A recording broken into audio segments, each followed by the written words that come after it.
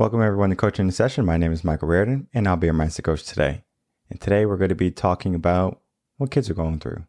Because if we looked at the last episode on holding high levels of integrity, and then our next episode, we have a guest, a teacher, and we're going to be talking about his experience in the school system, and then also his personal experience with coaching. So all of that's going to tie into what we're going to be talking about today. And that's going to be, what are the kids going through? Because they're going through things that we as adults have never even experienced. Now, of course, we might have some knowledge of it, but it's a different beast nowadays. So we're going to dive into that today. If you're new to the channel, make sure to like, comment, subscribe, and to share this video and or audio. Now, in the realm of cell phones, technology, internet, smartphones, it has never become more easier for someone to stay connected. Now, that could be a good thing, a positive thing, or it could be a negative thing. Because let's say you're a kid, and maybe you're not the most popular kid, and now you're at school, you're getting bullied, and you would hope you go home and you can finally get a reprieve from all that bullying, from all that negativity. But it follows you home. Cyberbullying. People are contacting you on your social media websites, maybe in chat rooms. There's so many other alternatives. Kids can reach out to someone and be negative. So now they're being more negative for longer periods of time. And that brief reprieve that we had when we went home to recover, feel better, figure out a plan almost, is gone. So when we don't have a plan, what starts to happen? Well, the only thing that can happen is we're going to operate how we are right now. When it comes to children, when it comes to teens, especially teens, emotions are going to be running high. And that's when mistakes can happen. And those mistakes can be life-altering, whether they be violence, whether they be self-loathing, ideas that they're not worth living anymore. There's a lot of negativity that can go on in their brains. And if they don't get a break from it, they're going to look for other ways out, for other solutions. And that's the problem, right? Because they're going to figure out a way how to deal with that. And sadly, here in America, and I'm sure other areas of the world, are going to be dealing with a rise in substance abuse, whether it be alcohol, drugs. That's going to be a big issue. Now, I remember I was at the gym, going into the gym one day, and they were trying to raise money for the DARE program. And the DARE program is going to be a program police can come to their school, and they're going to talk to you about drugs and saying, hey, don't do these because these are not good for you. Say no, right? Say no to drugs. They had stopped that some years ago, but then I believe they started it back up because of funding.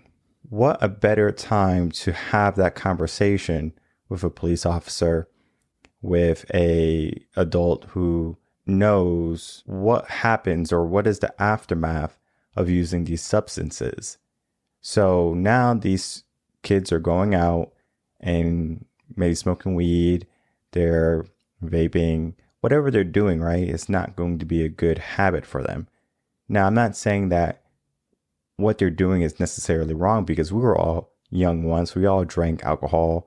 We all went out with the wrong crowd. And I mean, it's a life lesson. And we just have to understand that they're going through that phase in their life too. It's just that their phase is more volatile. Now, we were dealing with maybe some dry grass as our tinder, right? So if a spark hit the dry grass, yeah, it's going to light. And it's going to spread if the conditions are right, windy, etc. But today, they're dealing with gasoline. The moment a spark flies or a flame is ignited, boom, right? So that's an issue that they have to go through. And us as adults, us as parents have to understand that too, because it's not the same as when we were growing up. And now there's just so much pushback of what can be taught in schools, whether it be critical race theory, gender conversations, right? All of this stuff is happening that didn't happen when we were younger. So now kids are asking questions that they are not ready to get the answers for. There's a reason why there's a drinking age. right? You have to be 21 in order to drink. Now, I know there's some countries that you can be 18 and you can drink, things like that, or smoke, same thing. But when we put a gap on something like that, you can't drink until 21. It makes it so enticing for someone. So they say, you know what? I want to do this because I'm not supposed to. So, of course, that's just children, and they're just looking for that opportunity to do something they're not supposed to. And it's not to be bad. It's curiosity more than anything. Because if you think about it, they are going through life for the first time. They don't know what it is like to smoke weed or to get drunk. And, maybe they do it and they don't like it. And they can say, this is not for me. Maybe they like it and they say, you know what, I'm going to keep on doing this. Or you're hanging around with the wrong people and it just becomes a habit. Many people don't know this, but if you smoke one cigarette, you don't become addicted. If you smoke one cigarette, you won't become addicted. Yes, it has nicotine in it and it's an addictive substance, but you won't become addicted from having one cigarette. First, you become addicted to the habit, and then you become addicted to the nicotine. So the people who are smoking right out of high school and college, it's because they built that habit. Now, of course, it could be something they learn from their parents, something they do with their friends. Maybe they like how it makes them feel. And it's not so much about the chemical. How does me visualizing myself smoking a cigarette make me feel? I feel like I'm an adult. I feel like I'm powerful. I feel like I have a say. So it's more than just saying I'm smoking this tar stick. It's saying I'm an adult and I get to make my own choices. And that's powerful for teenagers, especially because they want nothing more than to be an adult. We forget, even as adults, we forget to take some time and appreciate what we have.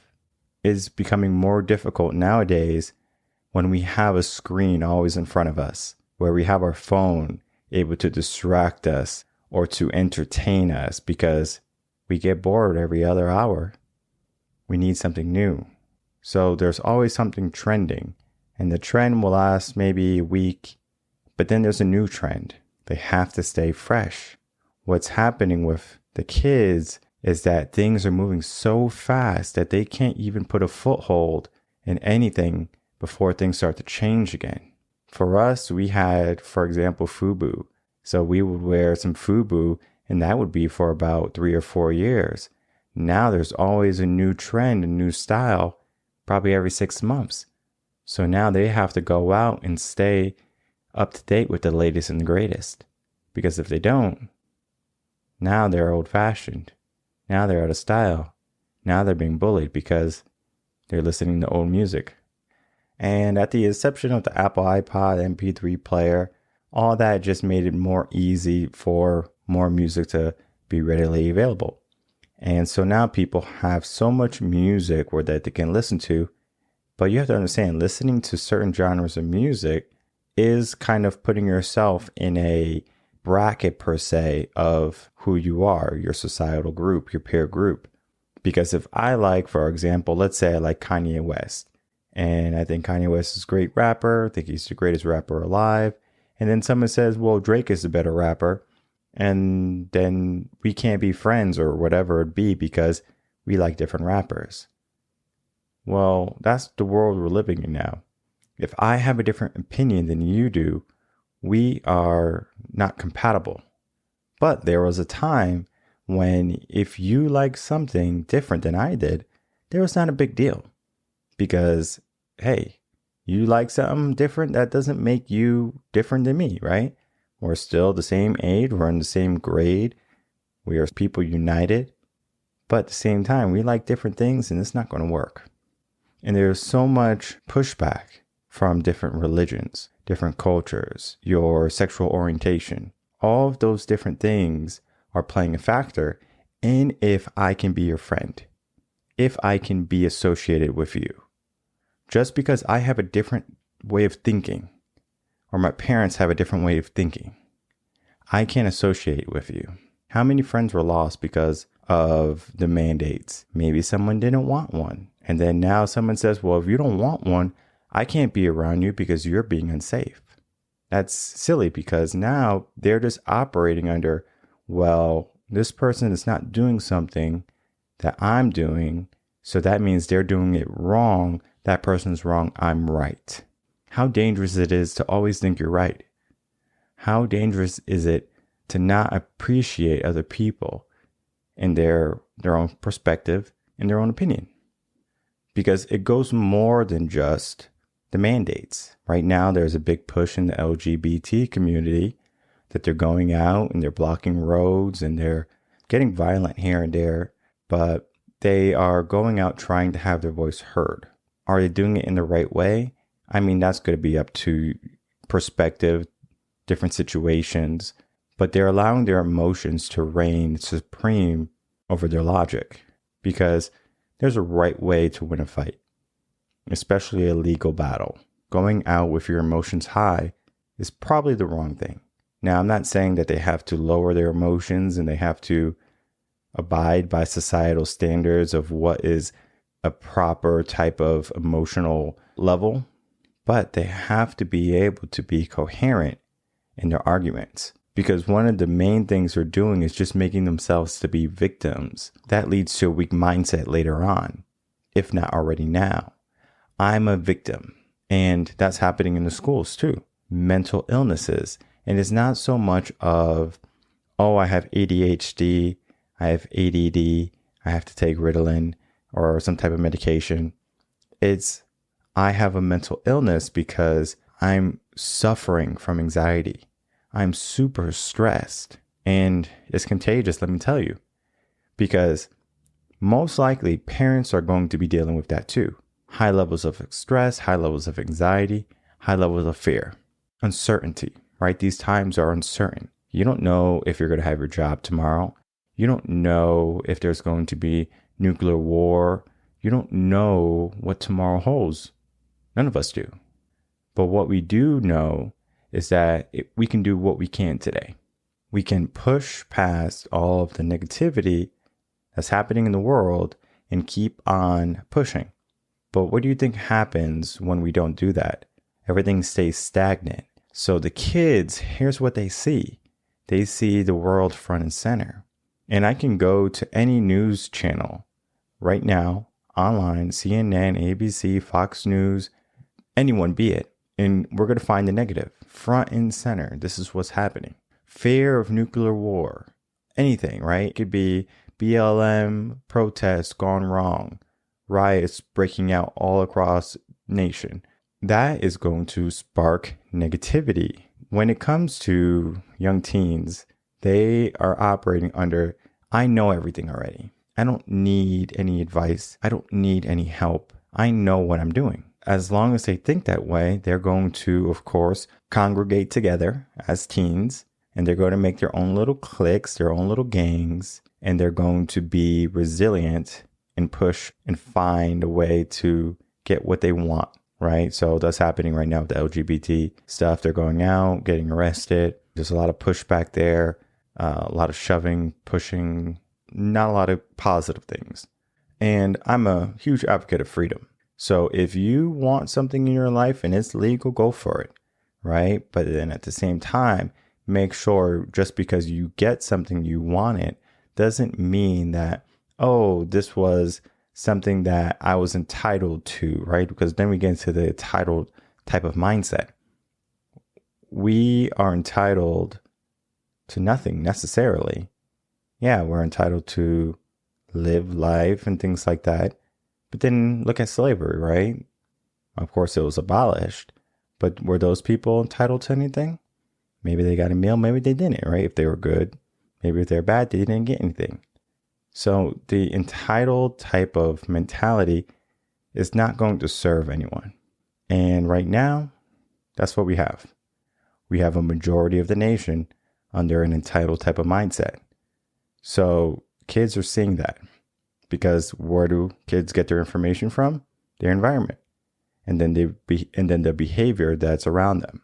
Whether it's their behavior, parents' behavior, or their peers' behavior. They're going to figure out how they should be acting. And everyone is making a big deal of the littlest things. Whether someone's not wearing a mask the right way, where someone is maybe not 6 feet apart. And this is not so much nowadays, but pre-quarantine, yeah, it was a big deal.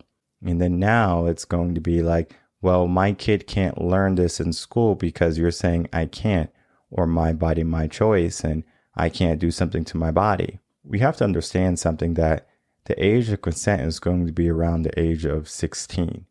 And parents can go out and they can make their kids take any shot they want, any type of surgery they want. Like, the parent is going to be the person who's going to be directing that child to their future. When it comes to parenting, is there a right way to parent?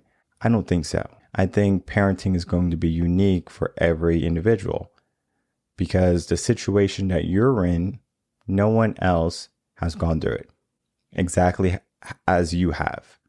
Because I say that because, yeah, someone might have lost their home or got into a serious accident, but how you took it doesn't mean that they took it the same way. Because if something happened to me that was negative, I have two options. Oh, this thing happened to me, I'm a victim. Or I can say, oh, this thing happened to me, but it made me stronger, it made me more appreciative. So there's different ways we can think. So just a small shift can change the whole trajectory of where we're going or where we end up. The smallest shift, what you say to someone, how you treat someone, the smallest thing can make a huge difference. And right now, there's not going to be enough positive reinforcement for our children because there's just too much negativity. There's just too much negativity right now. Turn on the news, war. Turn on the news, gun violence, fighting. Turn on the news, hate crimes. And if you know anything about the mind, it's going to take 3 positives just to erase that one negative. So if a kid's getting bullied, if a kid is feeling anxious and stressed, if they have to take a bunch of standardized testing and they're not doing well, or if things have to go back to online learning and now they're even more stressed or they don't have friends, that's going to have a huge impact on their upbringing and who they are going to be becoming as adults. Now, can we fix that, right? Because that's going to be the $1 million question next. Can we fix this type of problem that's happening? And it's going to be situation by situation, because sometimes we can work with a child and we can say, okay, well, what do we need? What do we need to do? Because if a kid is already in juvie because they were doing the wrong things or they're in the wrong place at the wrong time, what can we do for them? Can we help them? Is there a support system in place? Because their mindset has already anchored in a certain way. I was out at the car wash earlier today, and there was a new worker at the car wash, and he had tattoos. He was probably high school kid, probably not college yet, but probably high school. The look on his face was misery, right? He didn't want to be there. He wasn't happy, but he had to get a job, I guess, or maybe he just needed a job. Well, that type of mentality of, I hate this job, I don't want to do it. Okay. It's a good and bad thing. If we know anything about Mr. Marvelous, I think his name is, on Shark Tank or whatever, he had a job at the age of 15 or something, mowing grass. So he mowed grass, I think, for a day or whatever it was. And he realized he hated that job. And he says, I never want to work for someone again. I want to make my own. In which he did, and he's highly successful. The problem is he had to have that experience, right? He had to have that bad in order to get the good. So sometimes people get the bad, but they stay in the bad. Now, we have to understand that just because we stay in the bad for some extent doesn't necessarily mean we're doing something wrong. Because if we're staying in a job like that young man is, are we just staying in the job to pay the bills, and then we have an escape plan, or we figure out we don't have another choice, we don't have another alternative? And right now, many children don't believe they have all their alternatives. Now, of course, they think about NBA, being rappers, being YouTubers, gamers, of course, right? And it's a possibility that you can do that. But the market is so competitive nowadays where in order to be a YouTuber, to be someone like that, you have to put in hours and hours of dedication. And many times people will start, but then they won't necessarily keep pushing past that challenge. So they say, you know what, I'm going to do this for a little bit. Oh, it's not working out. I guess I'll figure my life out. And sometimes they are able to make something, sometimes they're not, right? What happens if they don't, right? What is their mindset? Do they believe that they can anymore? Or do they believe that life is just too hard? I'm just going to work a 9-to-5, corporate America. And that's even changing too. So right now, kids are going through serious change, whether it be in their own mental upbringing or in the world around them. So we have to make sure what we do as parents, educators, coaches, go out and make sure that these kids are getting the wisdom, more so the knowledge that they need. Because we have stripped away already about 2 years of their life. They have 2 years taken away from them. And now we have to say, okay, how can we catch them up? And that's going to be wisdom. One of the things I looked for when I was younger was wisdom. I always tried to get a golden nugget from someone. It could be dad's friends, mom's friends, it could be my grandma's friends. It didn't matter who, right? It was typically an adult telling me something, right? Life experience per se. Even though it was like boring or listening to an old person talk, I always took it to heart. I always said, let me make sure I'm paying attention to that. Because then it's like, okay, now I can apply it to how I am as an adult. Because they had that experience and I don't have to go through their trials and tribulations because I didn't listen. Listening to those problems is going to be powerful because then you don't make the same mistakes. Kids nowadays, they don't want to listen to lectures or conversations from adults. They have all their friends at their fingertips. And that's going to be the latest and greatest news to them. Oh, this person is sleeping with this person. Oh, this person cheating on this person. This person is doing what? All of that typically is drama, more so negativity than anything, right? Because drama is just negativity in my book. They are just drowning in helplessness. Though it is a good thing, and though some people will get out because not every child is going to be dealing with this, but the majority of children are going to be dealing with it, and then they're going to come up and they're just going to have a weak mindset. And that's going to be dangerous, having a weak mindset, not so much in the sense that you're going to be controlled, or not so much in the sense that you're not going to accomplish things in your life, but the moment something bad happens to you, you automatically go toward the negative. And that shift in your life, this could be just one opportunity for you to keep on going. If you make a mistake, there's no continue. And we have come a long way from the YOLO type of mentality, but at the same time, they still have that way of thinking because they are young and they are full of energy, full of vibrance, and full of life. But they are taking that for granted, as many of us do, because as we realize we grow up, eventually there's going to come a time or a point in time when we have more years behind us than in front of us. And as soon as we realize that, we're going to appreciate those years even more. But there's nothing that should stop us right now from appreciating the time we have now, tomorrow, the rest of our life. Whether we have more years behind us, more years in front of us, that's all relative to the fact. Are we able to make a difference? And right now, even though there's a lot of issues with the school system, with children, with the world, it doesn't necessarily mean that we have to stop being people that can make a difference, make a change. Because it starts with us, and we have to make sure what we do is powerful and impactful for the rest of the world to see. Because if we just operate under the bounds of, well, I'm just going to live my life, I don't care what happens to anyone else, you're going to notice very quickly that it's not that way, because people need people. There's a reason why there's no food on the shelves. There's a reason why gas prices are going up.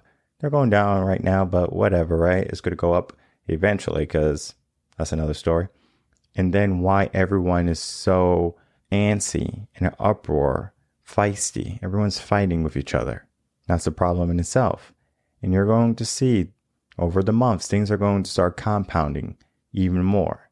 And right now we're in the month of April and schools are going to be getting out, then summer vacation, and then next year. Stay tuned for what's going to happen now until next year, because that's going to be dramatic in our kids, dramatic in mindset, and dramatic in our life and our future. So make sure to stay tuned for that, because we're going to be talking about that in the coming months, making sure we stay on track and making sure we stay ahead of the crowd so we don't get caught up in all the negativity, all of the drama, and all the mayhem. Because we want to end up on top, right? We want to be successful. We want to have our life filled with meaning. And it's imperative that we take control of our life. And the problem with kids is that they're not taking control. They're just allowing the world to move them any which way. And if you're a parent, take control too, right? Make sure your kid is getting the education they need. Make sure that they're learning and they're doing the right things. And it's not so much that you're micromanaging them. It's just that you are leading the way, the positive way. You're putting in the work too. Because if you're not putting in the work, they see that. So make sure you put in the work so they can put in the work. And of course, if you have any questions, you can email me, coachingasession@gmail.com. If you're looking for coaching, you can head over to revenconcepts.com. Youth mentoring, of course, again, revenconcepts.com. There's ways where we can make sure the young minds of the next generation are taken care of. And we can make sure that your mind is taken care of too. Because if you have a strong mind, if your children or our children have a strong mind, we're going to create and develop into a strong society. Right now, we just have to make that shift. I will see everyone on the next episode of Coaching a Session. Until then, everyone take care.